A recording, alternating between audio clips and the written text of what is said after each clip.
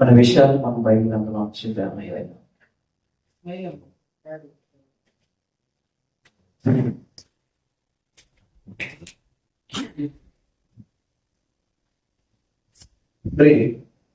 కొన్ని ముఖ్యమైనటువంటి విషయాలు మన బైబిల్ గ్రంథంలో నుంచి తెలుసుకోవడానికి ప్రయత్నం చేద్దాం. దేవుని యొక్క సైన్య సమూహం అనేటటువంటి విషయం గురించి మనం ఇంతకు ముందు ధ్యానం చేయడం జరిగింది. దేవుని యొక్క సైన్య సమూహాలలో ఎవరెవరు ఉంటారు అనేటటువంటి విషయాన్ని కూడా మనం జ్ఞాపకం చేసుకోవడం జరిగింది. ఈ రోజు ఆయన ఏ విధంగా పరిపాలన చేస్తాడు, ఆయన పరిపాలన ఏ విధంగా ఉంటది అనేటటువంటి విషయాన్ని వచ్చి కొన్ని విషయాలు మనము బైబిల్ గ్రంథాల నుంచి తెలుసుకోవడానికి ప్రయత్నం చేద్దాము. అనేక విషయాలు మనం బైబిల్ గ్రంథాల నుంచి నేర్చుకుంటూ ఉంటాము. అయితే కొన్ని ఆలోచింప చేసేటటువంటి విషయాలు మనకు కనిపిస్తూ ఉంటాయి. ఈ లోక రీతిగా తీసుకున్నట్లయితే బ్రదర్ సాక్ష్యం చెప్పాడు, మంచి సాక్ష్యాన్ని మనం విన్నాము. ఆయన ఆలోచనలు కూడా మనం అర్థం చేసుకోవాలి. నుంచి కొన్ని మాటలు నేను మీకు తెలియజేయడానికి ప్రయత్నం చేస్తాను. ఈ లోకంలో కొంతమంది పూజారులు, అది చెప్పలేము కానీ మాంత్రికులు అనేటటువంటి వాళ్ళు కొంతమంది ఉంటారు. ఈ మాంత్రికులు చేసేటటువంటి కార్యాలు ఏంటంటే కొన్ని రకాలైనటువంటి శక్తుల్ని ఉపయోగించి ఆ శక్తి ద్వారా కొన్ని పనులు చేసుకోవడానికి ప్రయత్నం చేస్తూ ఉంటారు. ఏం చేస్తూ ఉంటారు? కొన్ని పనులు కార్యాలని వాళ్ళు చేయడానికి ప్రయత్నం చేస్తూ ఉంటారు. దేని ద్వారా అంటే వాళ్ళకు ఉన్నటువంటి మాంత్రిక శక్తుల ద్వారా వాళ్ళు ఆ కార్యాలను జరిగించడానికి ప్రయత్నం చేస్తూ ఉంటారు. అయితే కొన్ని ముఖ్యమైనటువంటి విషయాలు కనుక దీంట్లో గమనించినట్లయితే ఆ కార్యాలు మనం బాగా జాగ్రత్తగా గమనించినట్లయితే ఆ వ్యక్తికి మాత్రమే ఉపయోగపడేటటువంటి కార్యాలుగా ఉంటాయి. ఏ వ్యక్తికి ఉపయోగపడేటటువంటి కార్యాలుగా ఉంటాయి?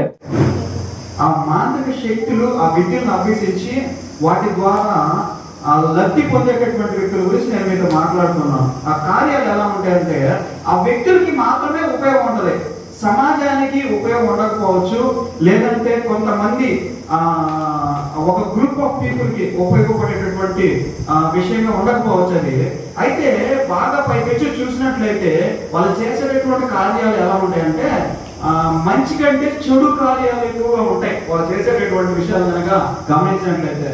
ఫర్ ఎగ్జాంపుల్, ఎవరినైనా హింసించడానికి ప్రయత్నించడం అంటే వాళ్ళకి ఒక జబ్బును ఏర్పాటు చేసి ఆ తర్వాత వాళ్ళ యొక్క శక్తిని క్షీణింపజేసేటట్టు చేసి, లేదంటే వాళ్ళు మానసికంగా ఒకరినొకరు కొట్టుకుంటూ ఒకరినొకరు తిట్టుకుంటూ నెమ్మది లేనటువంటి పరిస్థితుల్ని కల్పించడానికి ప్రయత్నం చేయడం ఎక్కడ? ఒక కుటుంబంలో. సో ఇట్లాంటి విషయాల కోసం వాళ్ళ మాంత్రిక విద్యల్ని ఆ తంత్ర విద్యలను నేర్చుకొని వాటిని స్టడీ చేస్తున్నప్పుడు మనం ఏం కనపడేది ఏంటంటే వాళ్ళు కొన్ని కార్యాలు చేస్తున్నారు. వేటి ద్వారా చేస్తున్నారంటే కొన్ని శక్తులు, అంటే దురాత్మ సంబంధమైనటువంటి శక్తులు, బైబిల్ ప్రకారంగా చెప్పాలంటే కొన్ని దురాత్మ సంబంధమైనటువంటి శక్తుల ద్వారా వాళ్ళు ఆ కార్యాలను జరిగిస్తూ కొన్ని కుటుంబాలని నాశనం చేస్తూ కొంతమంది వ్యక్తుల్ని నాశనం చేస్తూ తీవ్రమైనటువంటి కళంకాలకు గురి చేసి ఆ సమాధానం లేనటువంటి పరిస్థితులను క్రియేట్ చేసి వాళ్ళే సూసైడ్ చేసుకునేటట్టుగా, వాళ్ళే చనిపోయేటట్టుగా వాళ్ళు ప్రేరేపిస్తున్నట్టుగా మనకి కనబడుతూ ఉంటది బైబిల్ గ్రంథంలో చూసినప్పుడు. అయితే ఇక్కడ ముఖ్యమైనటువంటి విషయం ఏంటంటే మరి ఇలాంటి కార్యాలు చేయడానికి ఉపయోగపడేటటువంటి శక్తులు ఏమిటాయా అంటే దురాత్మ సంబంధమైనటువంటి శక్తులు. ఏ కార్యాలు? దురాత్మ సంబంధమైనటువంటి శక్తుల ద్వారా ఈ కార్యాలు జరగకుండా. ఎలాంటి కార్యాలు? మంచి కార్యాల, చెడ్డ కార్యాలు అంటే ఇది మాంత్రికులు అనేటటువంటి వాళ్ళు, ఈ తంత్ర శక్తులు కలిగి ఉన్నటువంటి వాళ్ళందరూ చేసేటటువంటి కూడా అవి మంచి కార్యాలు కాదని ఎవరు చెప్పినా కూడా అలాంటిది మంచి కార్యం కాదు, అది మంచి కార్యం కాదని మాత్రమే చెప్తారు. కాబట్టి ఈ దురాత్మలన్నీ చేసే కార్యాలు ఏంటంటే చెడగొట్టడము, హింసించడము, చంపేయడము, లేదంటే ఓడించడము, లేదంటే పనికి రాకుండా చేసేయడము, లేదంటే డిస్టర్బెన్సెస్ క్రియేట్ చేయడము, ఇట్లాంటివి కొన్ని రకాలైనటువంటి కార్యాలు వాటికి తెలుసు. వేటికి తెలుసు? దురాత్మలకు తెలుసు. దురాత్మను తీసుకొచ్చి ఒక కుటుంబాన్ని కట్టును అంటే వాటి వల్ల కాదు. దురాత్మని తీసుకొచ్చి ఒక వ్యక్తి తాగుబోతు అయిపోయాడు, ఒక వ్యక్తి ఆ చిట్టి ప్యాకులాడుతూ వాడు ఆ కుటుంబాన్ని నాశనం చేసేస్తా ఉన్నాడు, నువ్వు వెళ్ళి వాడిని కాపాడయ్యా అంటే ఆ దురాత్మ వల్ల కాదు. ఇంపాసిబుల్ అన్నమాట. అయితే ఇలాంటి కార్యాలు చేయడానికి ఎవరు ఉపయోగపడతారు, మంచి కార్యాలు చేయడానికి ఎవరు ఉపయోగపడతారు అంటే దేవుని యొక్క సైన్య సమూహాలు ఏవైతే ఉన్నాయో అవన్నీ కూడా దేవుడి పక్షాన పోరాడి దేవుడి యొక్క రాజ్యాన్ని విస్తరింపజేయడానికి, మంచి కార్యాలు ఏవైతే ఉన్నాయో అవి చేయడానికి ఆ దేవుడి యొక్క సైన్య సమూహాలు ఉపయోగపడతాయి అన్నట్టుగా మనకి బైబిల్ గ్రంథంలో కనబడుతూ ఉంటుంది. సో మీకు తేడా అర్థమైంది. ఏమర్థమైంది? రెండు రకాలైనటువంటి వర్గాలు ఉన్నాయి. ఒక వర్గం దురాత్మకు సంబంధించినటువంటి కార్యాలు, అంటే చెడు కార్యాలు చేసేటటువంటి ఒక వర్గం ఉంది. మంచి కార్యాలు చేసేటటువంటి ఒక వర్గం ఉంది. రెండు వర్గాలు మనకి కంటికి కనబడతాయి ఎక్కడ బైబిల్ గ్రంథంలో. మరి ఈ దురాత్మలు లేదా చెడు ఆత్మలు లేదా చెడు కార్యాలు చేసేటటువంటి ఆత్మలు దేవుడి కింద పనిచేస్తాయా? ఇది ఒక క్వశ్చన్. ఈరోజు మనం దీన్ని బైబిల్ గ్రంథంలో నుంచి ధ్యానం చేయడానికి ప్రయత్నం చేద్దాం. అంటే ఇప్పుడు నేను మళ్ళీ ఇంకొకసారి మీకు చెప్పడానికి ప్రయత్నం చేస్తున్నాను. మాంత్రికులు వీటిని వాడుకుంటారు. వీటిని వాడుకుంటారు మంచి ఆత్మను కాదు వాళ్ళు వాడుకునేది. ఏం ఆత్మను వాడుకుంటారు? దురాత్మను వాడుకొని వాళ్ళ కార్యాలు జరిగించుకుంటారు. మరి దేవుడు కూడా దురాత్మలు ఎప్పుడైనా వాడినట్టు గాని, లేదంటే దురాత్మలకి ఏదైనా పని చెప్పినట్టు గాని, లేదంటే దురాత్మల్ని మీరు ప్రొసీడ్ అవ్వచ్చు అని చెప్పినట్టుగానే, లేదంటే దురాత్మల చేతిలోకి ఏదైనా ఒక విషయాన్ని అప్పగించినట్టుగానే మనకి బైబిల్ గ్రంథంలో ఎక్కడైనా కనబడుతుందా అనే విషయాన్ని ఈ రోజు మనం బైబిల్ గ్రంథంలో నుంచి ధ్యానం చేద్దాం. ఎందుకు ఇది ఇంపార్టెంట్ అంటే మనిషి బైబిల్ గ్రంథం అంతా చదవాలి, తెలుసుకోవాలి. ఏది మంచిది, ఏది చెడ్డది, ఏది జరిగింది పాస్ట్ టెన్స్ లో, జరిగిపోయినటువంటి గత కాలంలో ఏమేమి జరిగాయి, పర్వతంలో ఏం జరుగుతుంది, భూమి మీద ఏం జరుగుతుంది, ఇలాంటి విషయాలు కొంచెం జ్ఞానాన్ని మనకి కలిగించేటటువంటి విషయాలు ఇవన్నీ కూడా బైబిల్ గ్రంథంలో మనం తెలుసుకోవాలి. రోజు మనం నాకు ఇవ్వయ్యా అని అడగడమే కాదు, కానీ కొన్ని ఆయన చేసేటువంటి కార్యాలను మనం తెలుసుకొని వాటిని ప్రకటించేటటువంటి వారు కూడా మనం అయి ఉండాలని బైబిల్ గ్రంథం తెలియజేస్తుంది. కాబట్టి ఈ విషయాలు నేను మీకు తెలియజేయడానికి ప్రయత్నం చేస్తున్నాను. మొదటగా మనము ఇట్లాంటి ఒక చిన్న విషయాన్ని మనం బైబిల్ గ్రంథంలో వచ్చి ధ్యానం చేయడానికి ప్రయత్నం చేద్దాము. యెహెజ్కేలు గ్రంథం 28వ అధ్యాయము 15, 16, 17 వచనాలని నేను చదువుతూ ఉంటాను. కొంచెం మీరు గమనిస్తూ ఉండండి. యెహెజ్కేలు గ్రంథం 28వ అధ్యాయం అందరూ తీసుకోండి, ఓపెన్ చేసుకోండి. యెహెజ్కేలు గ్రంథము 28వ అధ్యాయం.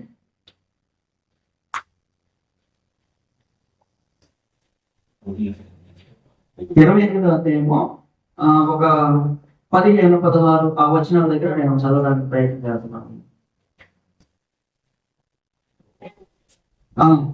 15వ వచనం నుంచి చదువుతున్నాను. నీవు నియమింపబడిన దినము మొదలుకొని పాపముని ఎందుకు కనబడి వరకు ప్రవర్తన విషయంలో యథార్థవంతుడుగా ఉంటివి. అయితే నీకు కలిగిన విస్తారమైన వర్తకము చేత లోపల నీవు అన్యతను పెంచుకొని పాపము చేయొచ్చు వచ్చింది కనుక దేవుని పర్వతము మీద నీవు ఉండకుండా నేను నిన్ను అపవిత్ర బాధ్యతని ఆశ్రయముగా ఉన్న కెరూబు కాలుచున్న రాళ్ల మధ్యలో నీవితో సంచరింపవు నిన్ను నాశనము చేసి. చూడండి, ఇక్కడ ఉపాధి గురించి కొన్ని విషయాలు దేవుడు మనకు తెలియజేస్తున్నాడు. ఏ గ్రంథం అనేది? యెహెజ్కేలు గ్రంథము 28వ అధ్యాయము 15వ వచనం 16వ వచనంలో అపవాదికి సంబంధించినటువంటి కొన్ని విషయాలు తెలియజేస్తున్నాడు. ఈ అపవాది ఎవరయ్యా అంటే, ఈ అపవాది పవిత్రపరచబడినటువంటి అభిషేకము పొందినటువంటి కెరూబు. ఎవరి అపవాది? కెరూబు. ఒక కెరూబు అంటే ఎలా ఉంటారంటే, మనం కనుక కెరూబు చూస్తే మనకి కెరూబు ఎలా కనపడతారంటే 2, 3 ముఖాలు, 4, 5, 6 రెక్కలు, ఎగురొచ్చు, దేవుడి సమూహంలో శుద్ధిస్తూ, అలాగే యుద్ధాలు చేస్తూ దేవుడికి అవసరమైనటువంటి పనులు చేసేటటువంటి వ్యక్తులుగా కనబడతారు కెరూబులు. వీళ్ళు దేవదూతలలో అనేక రకాల దేవదూతల్లో ఒక వర్గానికి చెందినటువంటి దేవదూతగా మనము చూస్తాం. ఎవరిని? కెరూబుని. ఈ కెరూబు పవిత్రమైనటువంటి వ్యక్తి. ఎవరి కెరూబు? పవిత్రమైనటువంటి వ్యక్తి, యథార్థవంతమైనటువంటి వ్యక్తి. ఎలాంటి వ్యక్తి కెరూబు? పవిత్రమైనటువంటి వ్యక్తి మరియు యథార్థవంతమైనటువంటి వ్యక్తి. మొదట ఫస్ట్ లో ఎలా ఉన్నాడు? పవిత్రంగా ఉన్నాడు. అపవిత్రపరచబడినటువంటి వాడు కాదు. పవిత్రమైనటువంటి వ్యక్తి, యథార్థవంతమైనటువంటి వ్యక్తి, చెప్పిన పనిని సక్రమంగా చేసేటటువంటి వ్యక్తి, దేవుని యందు భయభక్తులు కలిగినటువంటి వ్యక్తి. ఎన్ని పదాలు చెప్పినప్పటికీ గాను జ్ఞానవంతుడు.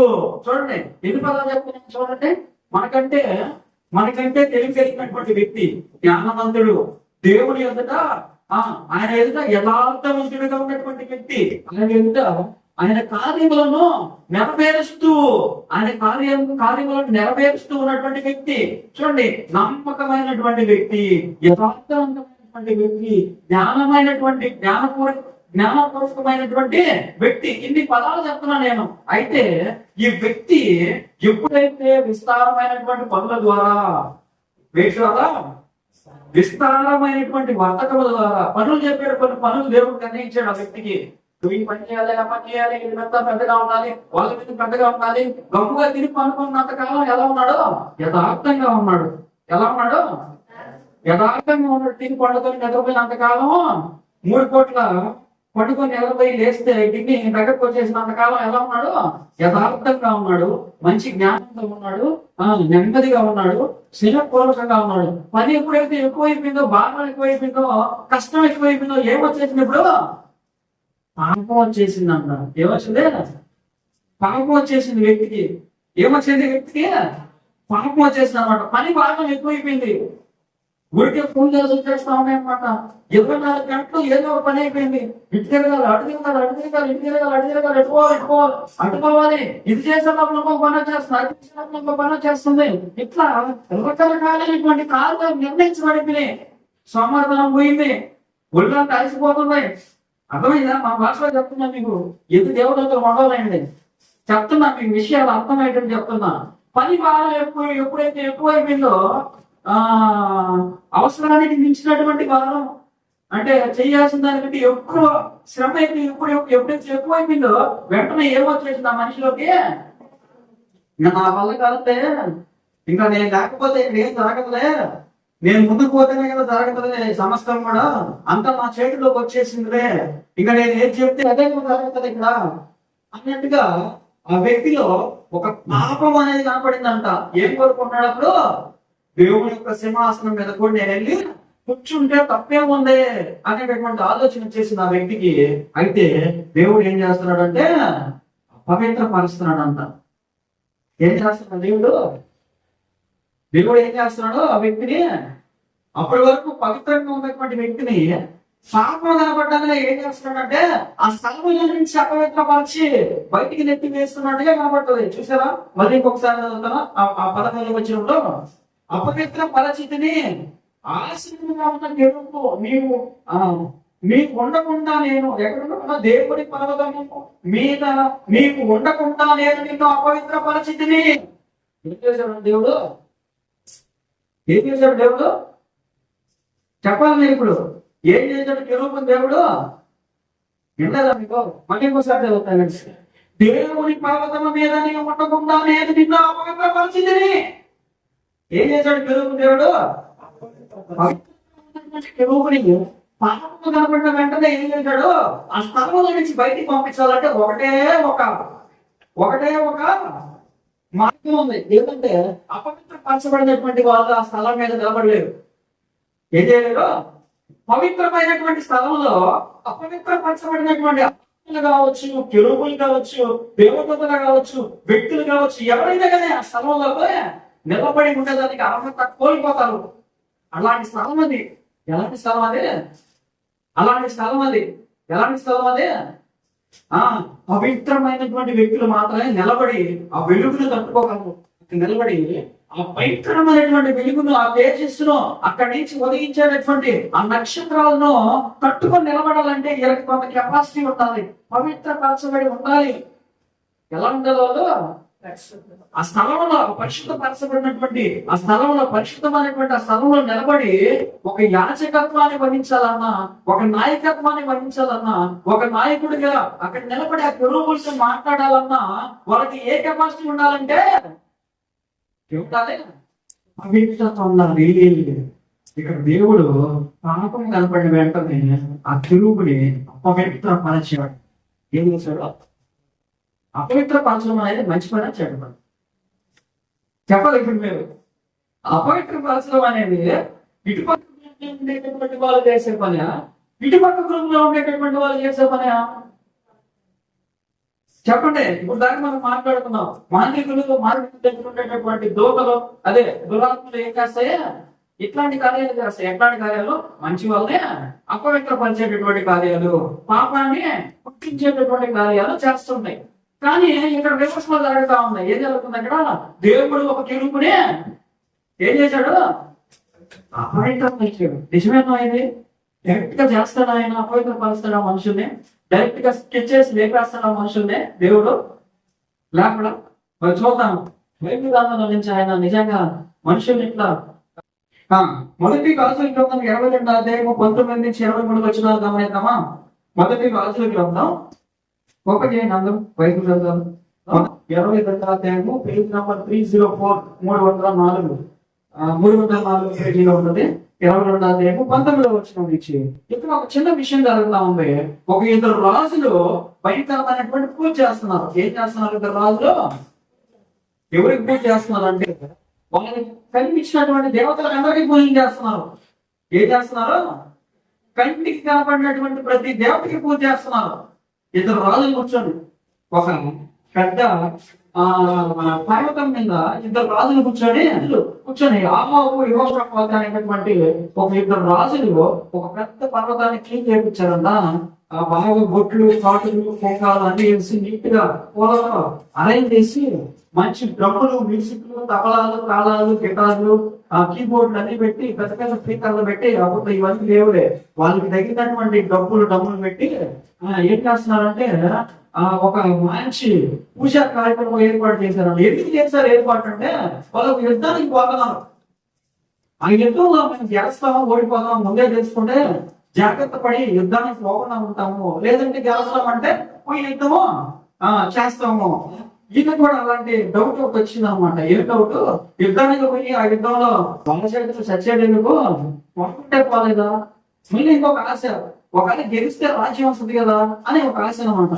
కాబట్టి ఈ రెండు ఆశల్లో సందిగ్ధంలో ఆ దేవుడిని అడిగితే బాగుంటది, ఆ దేవుడిని అడిగి దేవుడు ఏం చెప్తే ఆ పనులు చేద్దామా అని చెప్పేసి ఒక 200 నుంచి 250 మంది బైబిల్ ప్రవక్తల్ని, కొంతమంది యెహోవా దేవుడి యొక్క ప్రవక్తలను పిలిచి వాళ్ళందరిని కూర్చోబెట్టి ఫుల్గా పొటేళ్లు, గొర్రెలు, మేకలు, పెద్దదన పోతులు ఇవన్నీ ముక్కలుగా నరికేసి ఆ ప్రాంతాలంతా భోజనాలు పెట్టేసి ఇంకా డబ్బులు కొట్టడం మొదలు పెట్టారు.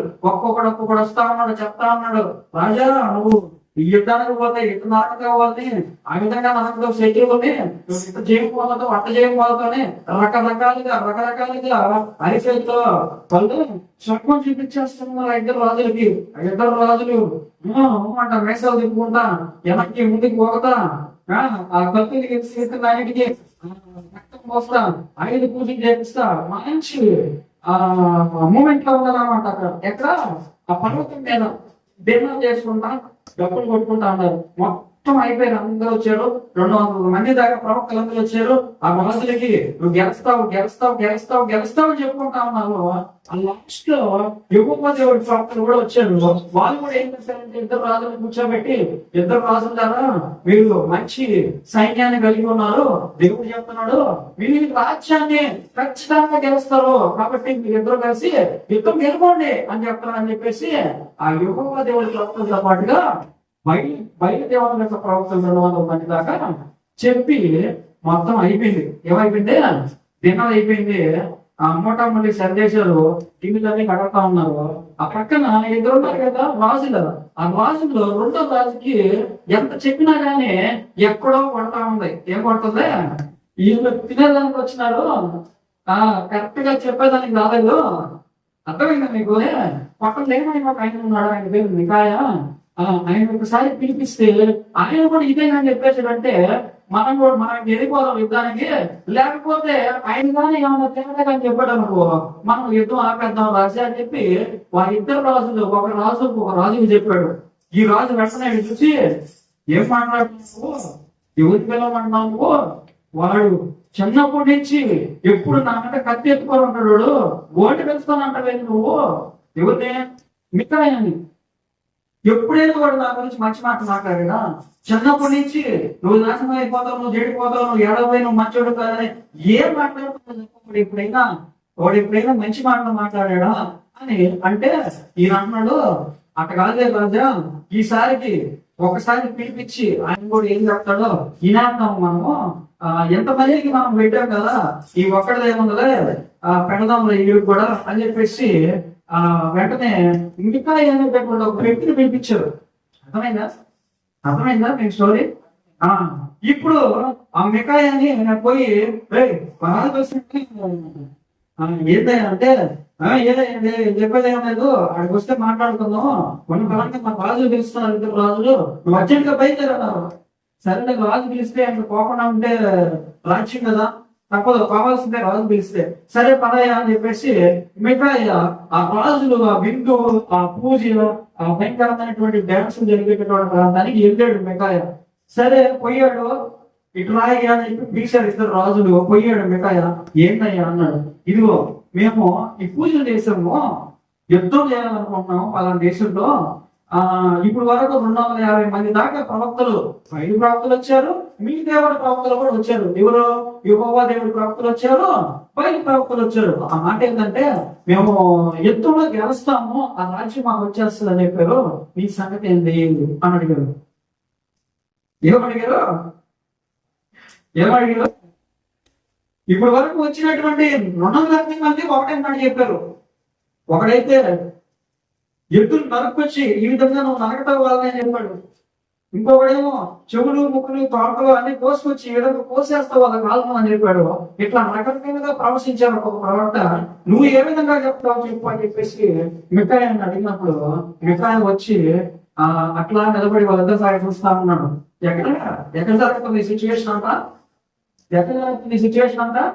పెద్ద పర్వతం మీద మంచి సినిమా సెట్టింగ్లతో మంచి పూలు సెట్లు అన్ని జాతర లాగా అనమాట, రక్తాలు ఎన్ని ఉన్నాయన్నమాట. ఆల్ టైప్స్ ఆఫ్ వెరైటీస్ ఉన్నాయి అక్కడ.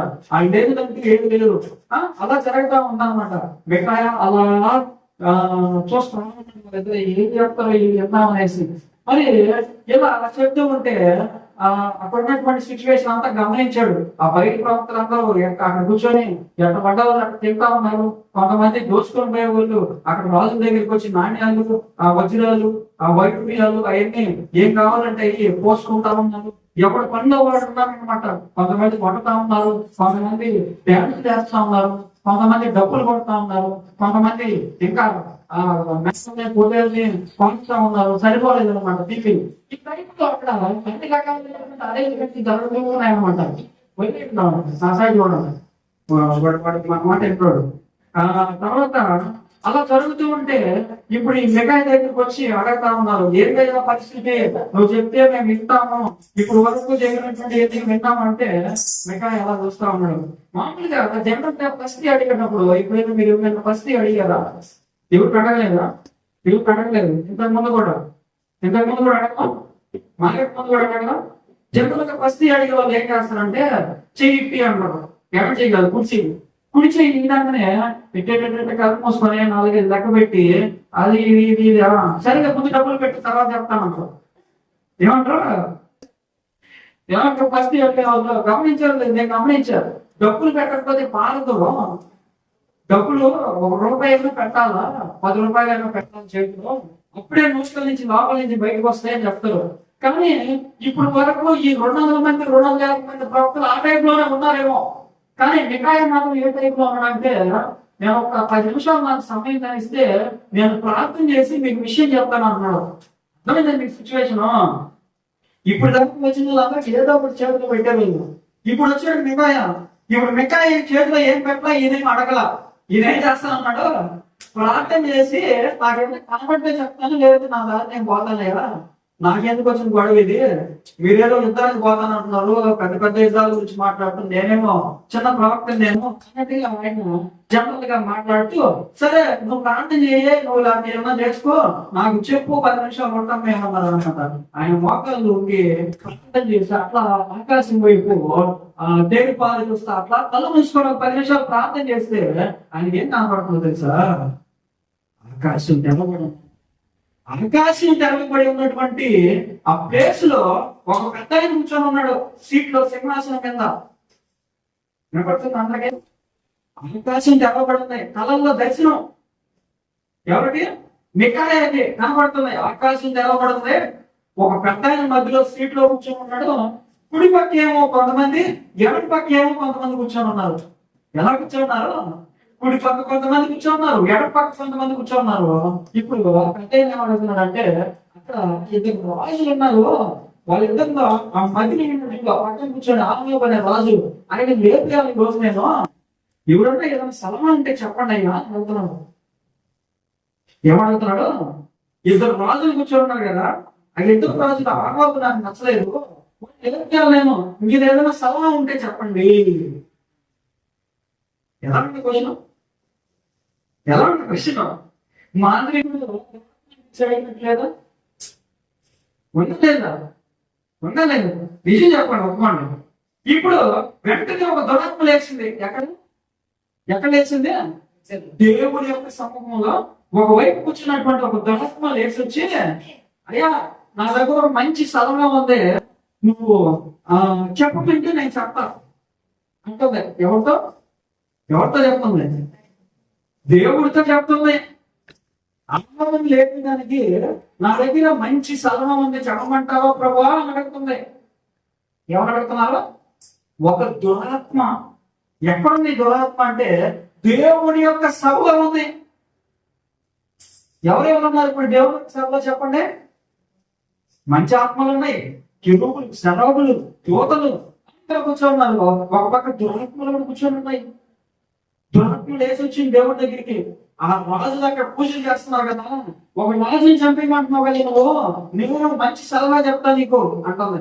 దేవుడు పట్టిన ఏ దురాత్మ దూరంగా అందా.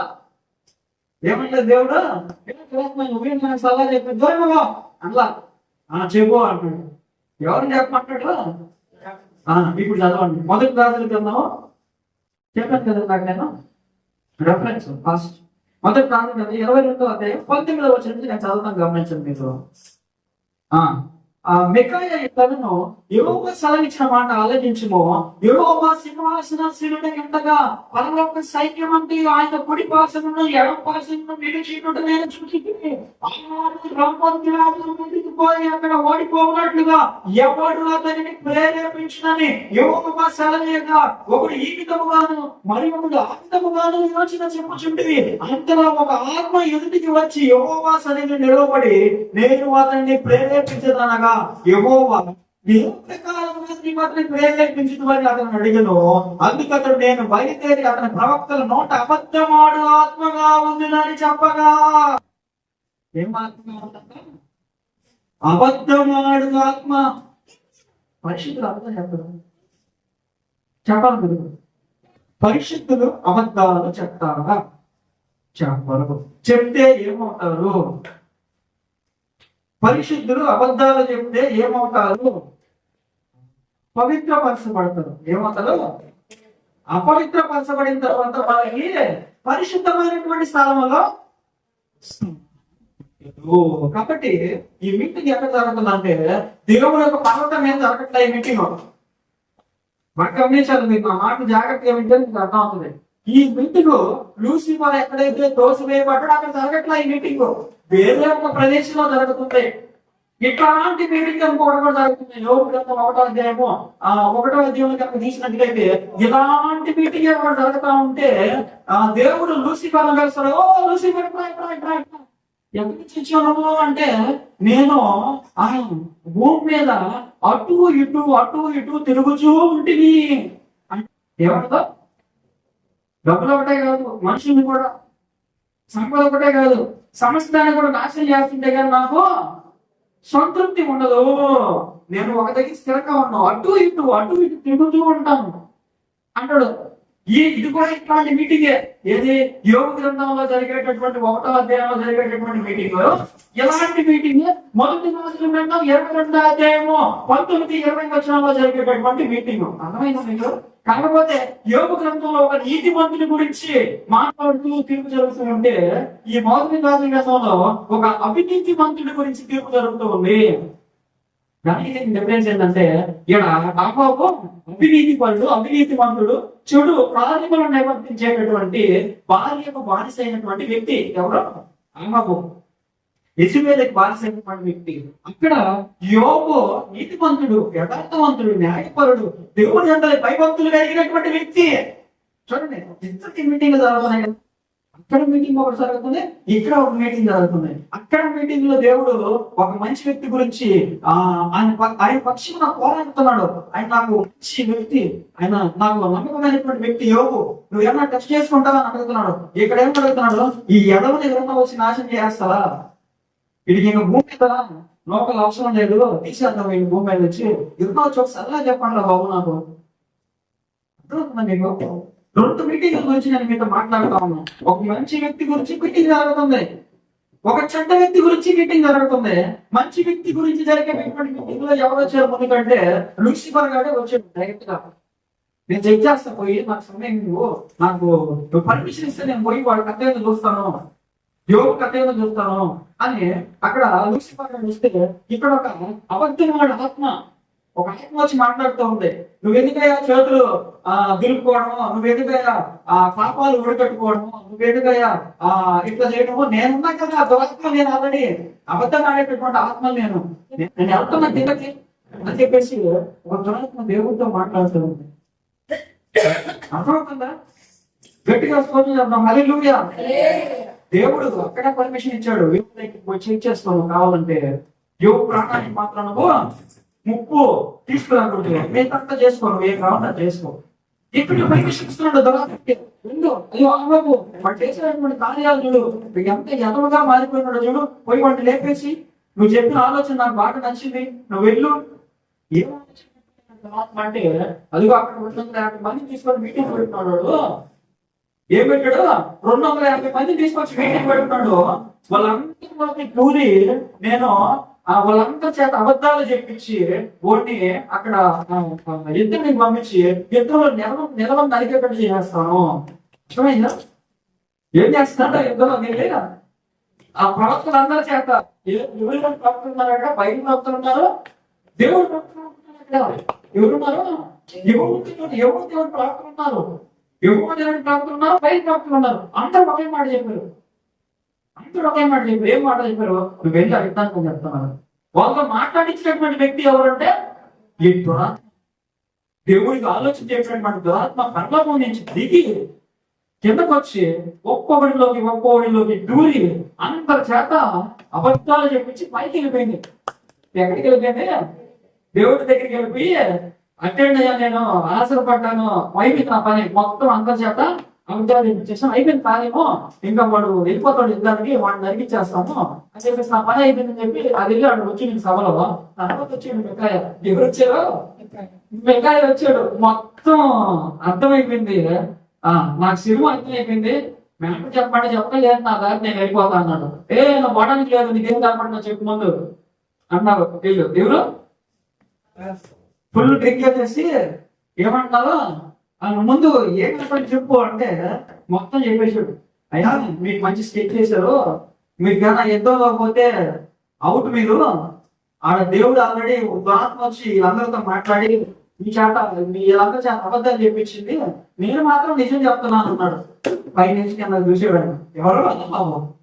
మేము ముందుగా ఎలా చెప్పాను కదా, ఇంట్లో నుంచి ఎప్పుడు మంచి మాటలు రావు, ఎప్పుడు చెడ్డ మాటలు వస్తాయి.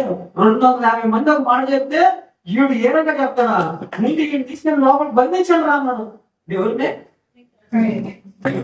తీసుకెళ్ళి లోపల బంధించండి రా, కొట్టు లోపలే ఇంటి ముందు అన్నాడు. ఎవరు? ఇక్కడ నేను కాన్సెప్ట్ ఏం చెప్పడానికి ప్రయత్నం చేస్తున్నానంటే, దేవుడు దురాత్మలను కూడా వాడతాడు. మేబీ ఈ లూసిఫర్ అపవిత్రపరచడానికి కూడా అక్కడ ఉన్నటువంటి ఆత్మని వాడి ఉండవచ్చు. ఆయన డైరెక్ట్ గా ఎవరిని నాశనం చేయడు, ఆయన డైరెక్ట్ గా ఎవరిని హింసించడు, ఆయన డైరెక్ట్ గా ఎవరిని కూడా అపవిత్రపరచడు, ఆయన డైరెక్ట్ గా ఎవరిని కూడా తోసి కిందకి ఆయనకు ఉన్నటువంటి సైన్య సమూహం అలాంటిది. మంచి కార్యాలు చేయడానికి ఆయన దగ్గర శక్తి ఉంది. చెడు కార్యాలు ఆటోమేటిక్ గా ఓడే అపవిత్రపరచబడి ఓడే దురాత్మల్ని ఆకట్టుకొని ఓడే లాక్కొని ఆకట్టుకొని వాడి జీవితాన్ని వాడే నాశనం చేసుకుంటాడు. దానికి ఉపయోగపడేటటువంటి ఆత్మలు ఏంటంటే దురాత్మలు. అర్థమైందా? సౌలు ఎప్పుడైతే దేవుని మాట వింటూ దేవుడి యొక్క కార్యాలను చేస్తూ దేవుడి ఇంత భయభక్తులు కలిగి ఉన్నంత కాలం సౌలు దగ్గర యెహోవా ఆత్మ తోడుగా ఉంది. ఎప్పుడైతే యెహోవా సౌలు ఇంటికి వెళ్ళిపోయిందో ఒక దురాత్మ వచ్చి సౌలు దగ్గర కూర్చుంది. ఏం చేస్తుంది సౌలు చేత దురాత్మ అంటే హింసించడం మొదలు పెట్టించింది పక్కనటువంటి జనాలు అందరినీ. ఆ దురాత్మ అర్థమవుతుందా మీకు? ఏ వ్యక్తి అయితే పాపంలో పడిపోతాడో, ఏ వ్యక్తి అయితే చెడిపోతాడో, ఏ వ్యక్తి అయితే దేవుడికి వ్యతిరేకంగా మారిపోతాడో వెంటనే దేవుడు వదిలేస్తాడు. వదిలేసిన వెంటనే ఏమొస్తాయంటే మేమున్నాం కదా, నీకెందుకు, మేమున్నాం కదా నిన్ను ఏడడానికి అని దురాత్మలో చెడు ఆత్మలో దేవుని యొక్క నుంచి వచ్చి ఆమె వ్యక్తిని అపవిత్రపరుస్తున్నాడని మనం చూస్తాం. సమయం అయితే నేను ముగించుకోవడానికి ప్రయత్నం చేస్తాను. మనం నెక్స్ట్ వీక్ కంటిన్యూ చేయడానికి ప్రయత్నం చేద్దాం. ఇంకా చాలా కార్యాలు ఉంటాయి. దేవుడు దురాత్మని శాసించడం కానీ, దేవుడు దురాత్మని ఎదిరించడం కానీ, దేవుడు దురాత్మల్ని నువ్వు ఈ పని చేయొద్దు అని గర్దించడం కానీ, లేదా దేవుడు దురాత్మల్ని బెదిరించి ఆడవడం కానీ, దేవుడు దురాత్మలకు ఒక ఆజ్ఞ ఇవ్వడం కానీ, ఇట్లాంటి చాలా కార్యాలు బైబిల్ గ్రంథంలో రాసి పెట్టబడి ఉన్నాయి. వీలైతే వాటిని తర్వాత సమయం ఉన్నప్పుడు పరిశీలన చేద్దాం. కాబట్టి మనము ఎప్పుడు కూడా ఒకే ఆలోచనతో ఉండకూడదు. మన దగ్గర ఉన్నటువంటి ఆత్మ దేవుని ఆత్మ, లేదంటే మన చేత అది చెడు కార్యాన్ని మనకు అపవిత్రపరిచేటటువంటి ఆత్మ మనతో ఉందా అని గమనించుకుంటూ ప్రార్థన చేసుకుంటూ ఉండాలి. మనం దేవుడు వదిలి వెళ్ళిపోకుండా, దేవుడు ఆత్మ మనకు వదిలి వెళ్ళిపోకుండా మనము జాగ్రత్త పడి ఆయన కార్యాలయంలో దృష్టి సారిస్తూ ఉండాలని తెలియజేస్తూ ఈ వాక్య సందేశాన్ని నేను ముగిస్తూ ఉన్నాను. కాబట్టి దేవుడి వాక్యాన్ని దీవించి ఆశీర్వదించును గాక. దేవుడు మనకి మహిమ కలుగును గాక. ఆమేన్.